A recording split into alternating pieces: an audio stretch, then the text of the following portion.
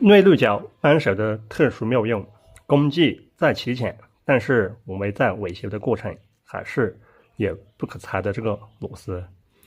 比如几把都是这个内六角扳手，我们用它来裁这个内六角螺丝。以这个为例，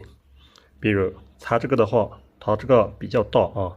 我们用最大号的看一下，还是不能够进行裁。这个扳手比较小，然后我们可以搭配找一把这个中号的给它插入，然后这个样子看一下，就可以用它来裁或者是拧。看一下两把扳手搭配可以裁不同型号的这个内六角螺丝。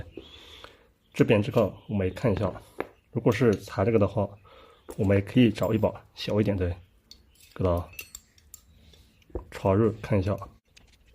同样可以用它来裁和这个拧紧、擦松，都是非常的实用。